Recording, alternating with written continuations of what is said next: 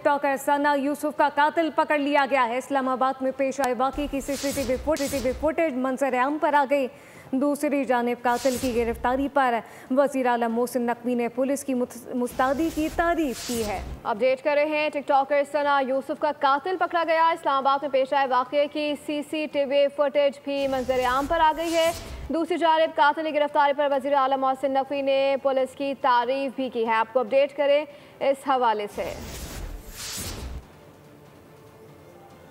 को बाद पुलिस ने बहुत प्रोफेशनल अंदाज में लिया। इस कत्ल को ट्रेस करने के लिए 113 कैमरास ऐसे थे जिनकी वीडियो फुटेज ली गई।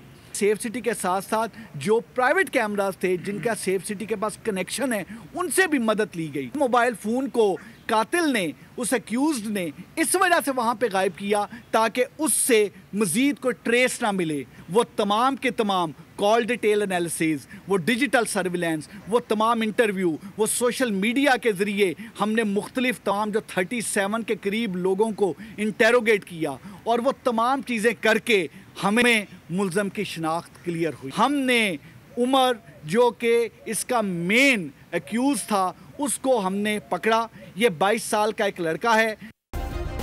सब्सक्राइब करें और बेल दबाएं ताकि कोई खबर रह न जाए।